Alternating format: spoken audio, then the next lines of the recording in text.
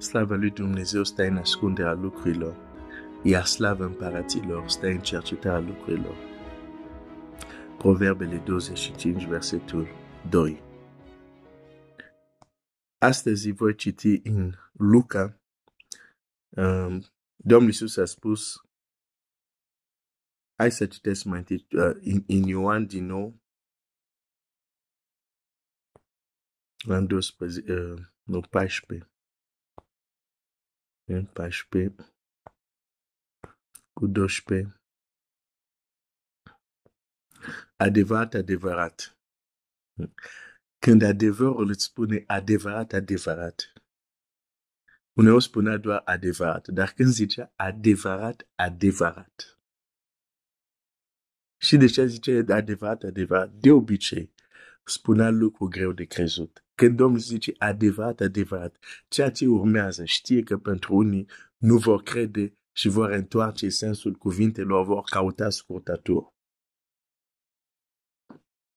Adevărat, adevărat, vă spun că cine crede în mine va face și el lucrările pe care le fac. Pe care le fac eu, încă va face altele și mai mari decât acesta, pentru că eu mă duc la Tatăl. Și când el se duce la Tatăl, când Domnul Iisus se duce la Tatăl, Duhul Sfânt este trimis în ziua Rusalii și biserica, ucenicii lui Iisus Hristos, încep să meargă, să facă lucruri extraordinare, deosebite, pentru că când el se duce la Tatăl, acum credincioșii au doi mijlocitori. Un mijlocitor în cer, lângă Tatăl, și un mijlocitor în inima lor, Duhul Sfânt, care Biblia zice, mijlocește pentru noi cu suspine negrăite. Acum, ai un mijlocitor în cer, ai un mijlocitor pe pământ, în inima ta. Cum să nu reușești? Decât dacă nu vrei sau dacă ești păcălit de cel rău. Dumnezeu a pus toate condițiile ca să facem lucrările care le-a făcut Iisus și chiar unele mai mari.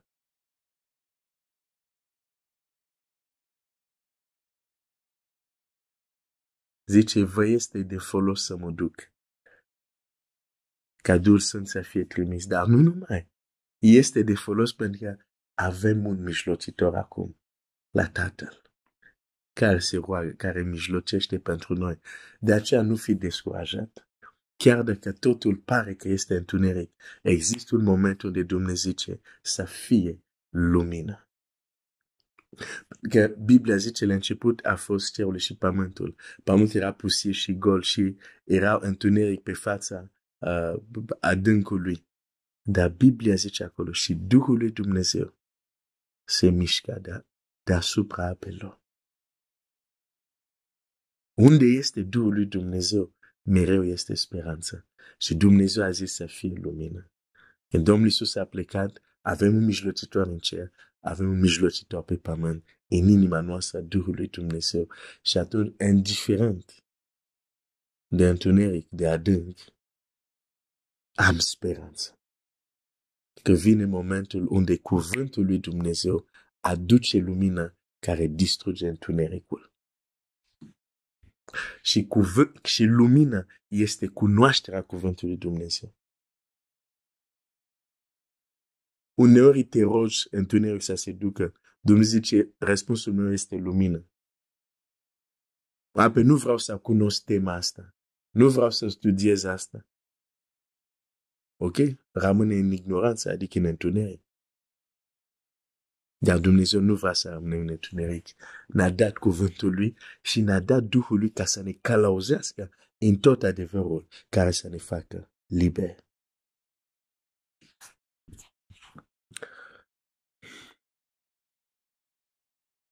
Oare nu te face să te bucuri, să te gândești că Domnul tău are planuri mari pentru tine?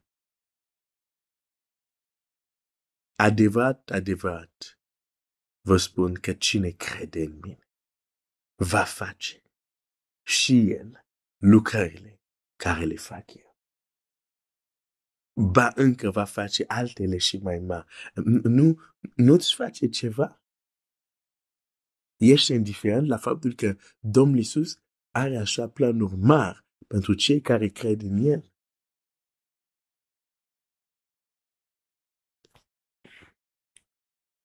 Da. Acum, de ce nu trăim această realitate? De ce nu o trăiesc? De ce nu o trăiești?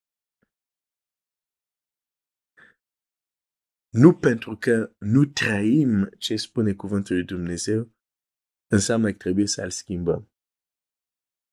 Înseamnă doar că noi trebuie să ne schimbăm. Mereu există această tendință. Citești ceva, vezi că nu este real în viața ta, hai să schimbăm înțelesul ăsta a cuvintelor astea, ca totul să fie cât de cât aproape cu ce trăim noi acum. Dacă Avram ar fi făcut asta când Dumnezeu a zis vei avea un fiu, și de fapt a făcut într-un fel asta, când Dumnezeu zice, pe ți-am zis eu să-ți dau un urmaș, și el zice, da, să trăi cel născut în... Da, am înțeles, o să am un urmaș, da, ăsta născut în casă mea, el va fi moștenitorul. Și Dumnezeu zice, nu el, cel care va ieși din tine. Apoi Sara vine cu o idee, păi stai puțin, uite, este Agar aici.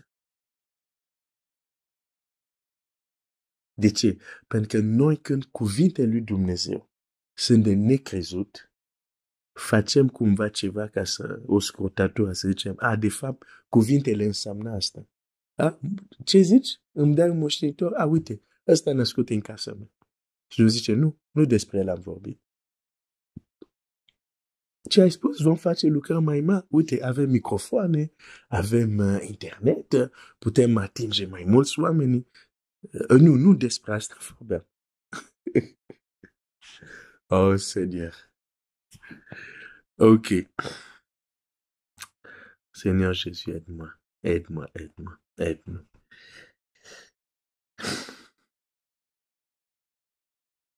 Bun. Hai să mă întorc la acest text.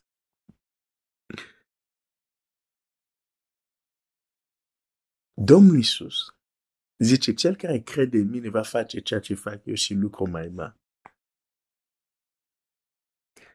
Când înțelegem că Dumnezeu nu face favoritism, ar fi bine să înțelegem cum de a reușit Domnul Iisus să facă lucrurile care le face.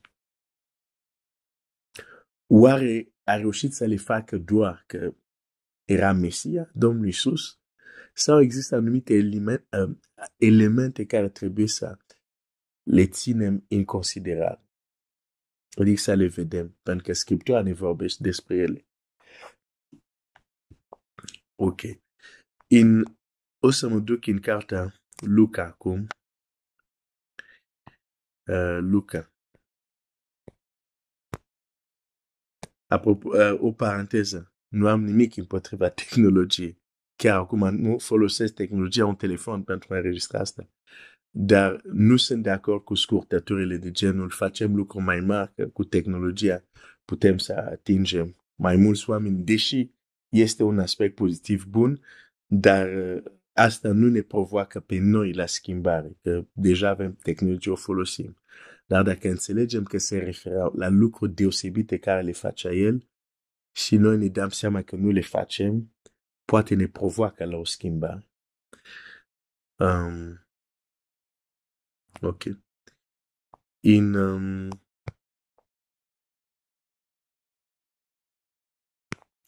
În Luca, cred că este în Luca 4. Nu, înainte de Luca 4, o să fie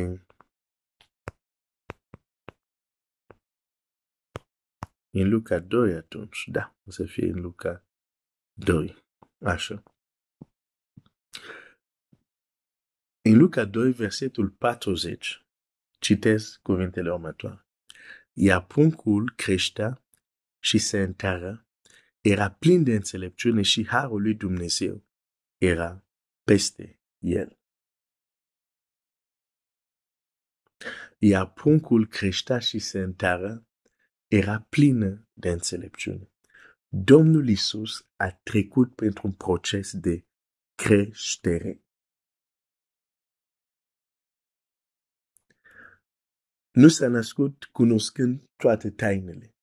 A trecut printr-un proces de creștere. A trebuit să învețe să vorbească și așa mai departe. Deci chiar a crescut, dar Biblia zice a crescut și era plină de înțelepciune.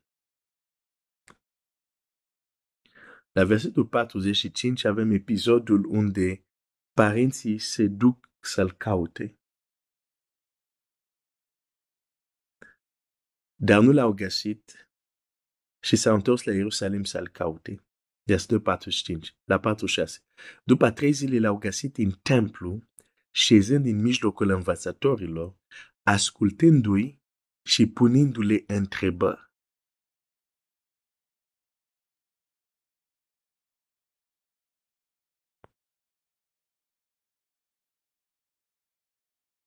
Și el avea 12 ani atunci. Citim asta în versetul 42. Deci la 12 ani, Domnul Iisus sta în templu, asculta ce spuneau învățătorii și punea întrebări. Când a fost ultima dată când ai pus întrebări lui Dumnezeu sau întrebări Scripturii? Întrebări sunt foarte importante. Dar vedem un copil de 12 ani care ascultă pe doctorii legii și le pune întrebări. Ok. Noi putem, dacă ne oprim doar aici, o să zicem, da, copiii sunt curioși, de obicei pun întrebări. Dar el nu pune orice fel de întrebări. Când citim mai departe, citim așa. Versetul 47. Toți care l-auzeau rămâneau uimiți de priceperea și răspunsurile lui. Deci înseamnă că nu doar că pune întrebări, dar da și anumite răspunsuri. Și nu erau întrebări copilăresc, pentru că Biblia zice toată lumea era uimit de priceperea și de răspunsurile lui. Cu alte cuvinte ziceau, dar ești prea mic să știi lucrurile astea. Cum poți să ai această pricepere? Deci nu erau doar întrebări așa, copilăresc. De fapt, dacă ei erau uimit că el punea întrebări și chiar dădea anumite răspunsuri care le uimea, ceva îmi spune că el la 12 ani era cel puțin la nivelul doctorii din legea. Doctorii legii sau învățători. Sau nu era prea departe de nivelul lor la 12 ani. Și sunt un pic trist pentru că când văd că se consideră că tineri în biserici nu sunt capabili de o adevărată spiritualitate. De obicei, tineri mai mult se consideră, ok, hai să le distrăm, hai să le facem jocuri, hai să le facem lucruri ca să rămână în biserică într-un fel. Un tânăr de 12 ani poate să fie foarte spiritual. Întunericul a înțeles asta. Noi credem că 12 ani, e încă copil, nu trebuie să știe el deocamdată. Dacă cântă ceac și bum bum bum, Noe construiește acum barca pentru animale și pentru familia sa. Dacă știe să cânte Noa cu barca, e de ajuns cânta biblice, e un copil bun. Nu, au nevoie să știe lucruri mai adânci decât asta. În fine, s-a fost o paranteză. La 12 ani, da? Și îți spun, există copii care la 10, la 12 ani pun niște întrebări care te uimesc. Sau au o înțelegere care te uimesc. Deci să nu subestimăm copii sau cum vrei să-i numești. Ok. Și totul stă acolo 3 zile. Și un alt lucru uimitor, el nu plânge să zic unde e tata, unde e mami, unde... Nu. Nu știu ce am mâncat în zile respective. Nu știu dacă am mâncat. În fine. La versetul 49, el le-a zis, de ce mă căutați? Oare nu știați că trebuie să fii în casa tatălui meu? Dar ei n-au înțeles spusele lui. Pe cred și eu, copilul care spune, pe trebuie să fii în casa tatălui meu. Pe noi suntem părinții tăi, despre ce vorbești?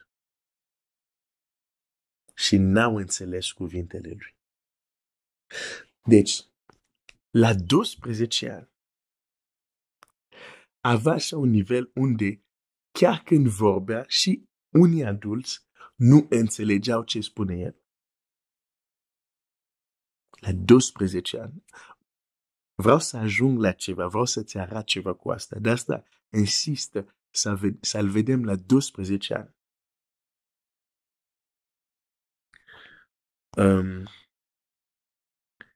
La versetul 52.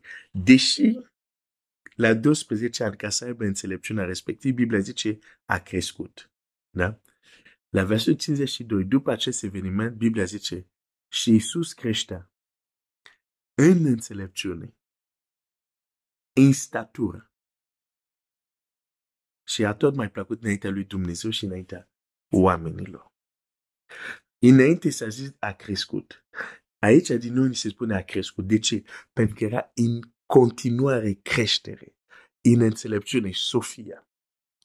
Aici cuvântul ăsta, Sofia, înțelepciune, înseamnă a cunoaște lucrurile cu privire la Dumnezeu, cu privire la viață, cu privire, când, de exemplu, cineva, cum este Daniel, care putea să înțeleagă vedenile, tainele, toți avea nevoie de Sofia. Și deci Domnul Iisus creștea în a înțelege Dumnezeu, lucrurile din viață, tainele, misterele, enigmele, viziunile, dacă avea. Sofia creștea în înțelepciune și creștea în statură.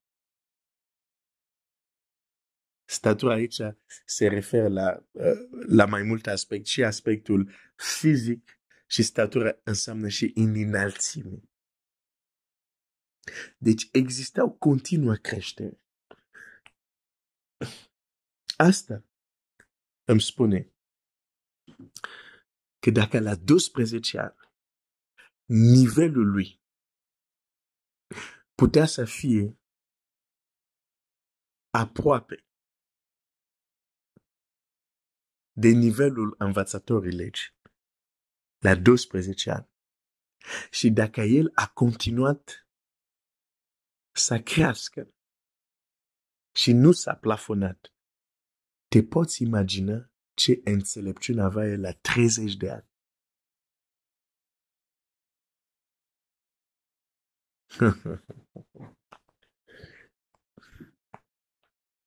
Oh, Seigneur.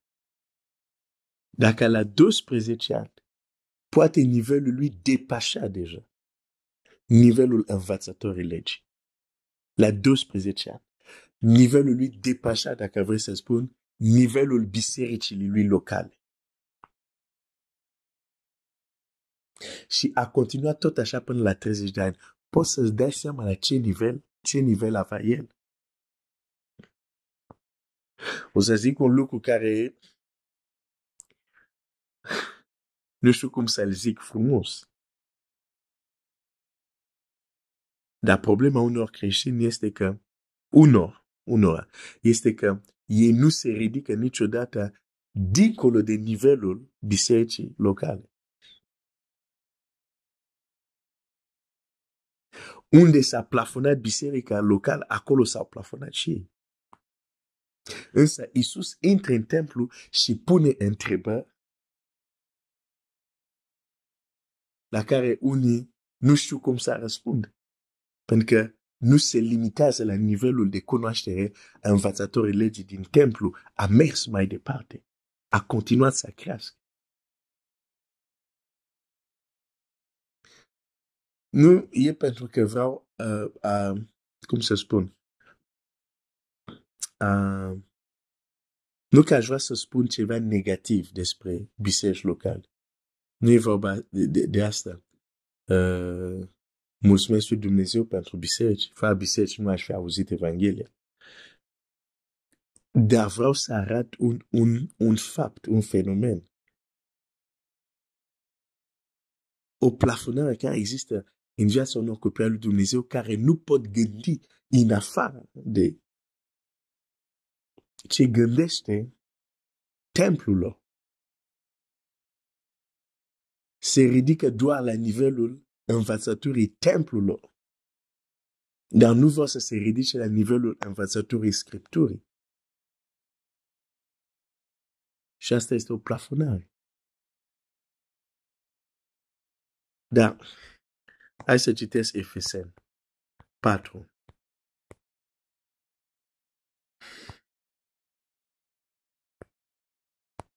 Cu 11. Și va trebui să mă opresc. Și el a dat pe unii, Efeseni 4 cu 11, și el a dat pe unii apostoli și pe alții proroci, pe alții evangheliști și pe alți pastori și învățători, pentru desăvârșirea sfinților, în vederea lucrării de slujire, pentru zidirea trupului Hristos, până vom ajunge toți la unirea credinței și a cunoștinței Fiului Dumnezeu, la starea de om mare, la înălțimea staturii plinătății lui Hristos, ca să nu mai fim copii. Deci, când, și nu va fi prima dată când Dumnezeu dă o sarcină la o grupare de oameni sau la oamenii și oamenii respectiv nu mai se duc și fac altceva. Deci nu e, vedem asta în Scriptura și trebuie să recunoaștem că se întâmplă și asta. Scopul este zidirea ca să creștem, să ajungem la statură. Ca să nu mai fim copii. Domnul zice, cine crede în mine va face lucrările care le fac eu. Dar Domnul Iisus le-a făcut pentru că a ajuns la o anumită maturitate. Și atunci nu putem noi să ne așteptăm să le facem dacă și noi nu vrem să creștem și să ajungem și noi la maturitate. De fapt, biserica există ca să ne ajute să ajungem la maturitate. Dar cum am spus mai devreme, uneori Dumnezeu dă o misiune la oameni și oameni se duc și fac altceva.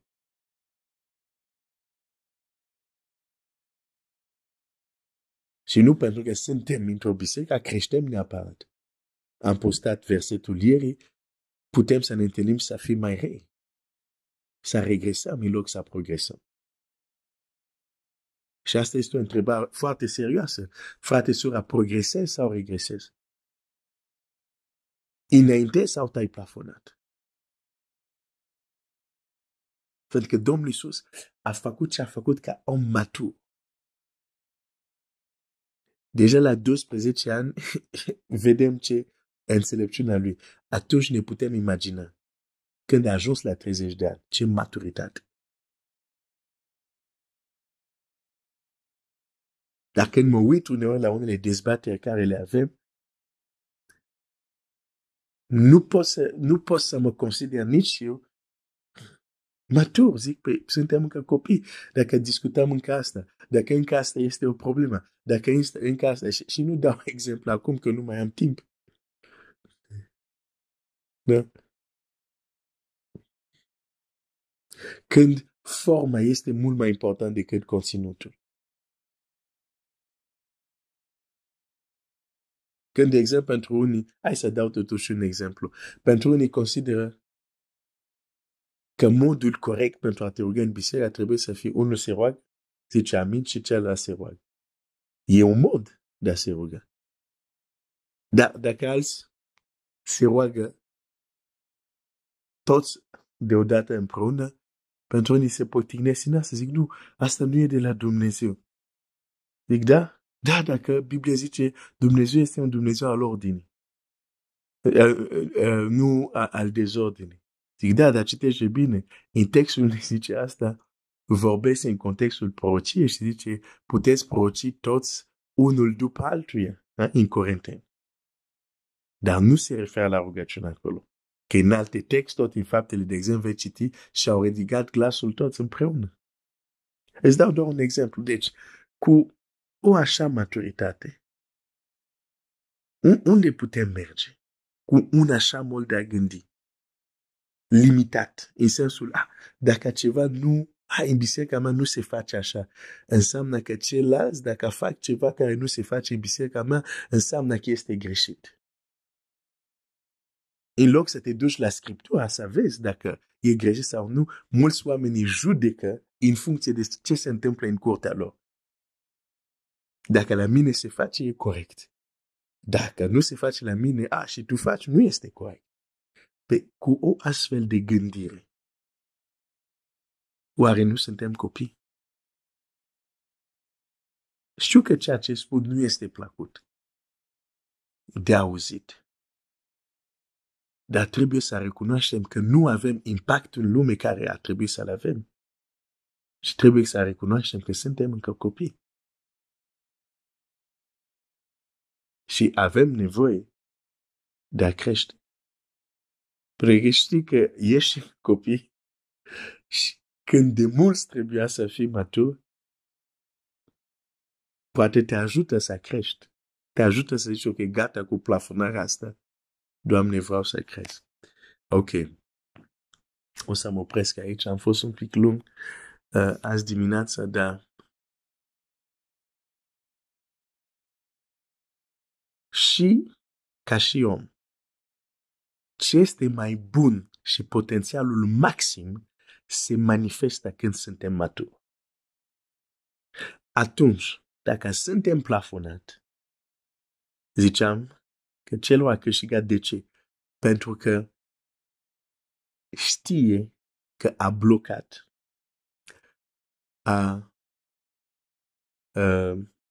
a oprit să ajungem la ce este mai bun din noi. Potențialul maxim. Pentru că și ca și ființe umane, cel mai bun din noi nu este la început. Vine după ce am crescut, când ajungem la creștere, când ajungem la maturitate. Ce vreau să-ți spun? Există o versiune a ta care sperie pe demon. Există o versiune a ta care cel rău nu vrea să o vadă să existe. Și atunci strategia lui te plafonează. Dar există o versiune a ta. Când ajungi la ea, ceea ce te terorizează acum, ceea ce ți este frică acum, ceea ce te împiedică acum sau te blochează sau nu mai va avea nicio influență asupra ta. De aceea, nu te opri în casa lui Potifar, nu te plafona, crește. Roagă-te pentru mine să cresc și eu mă rog pentru tine să crești. Dumnezeu să te binecuvânteze.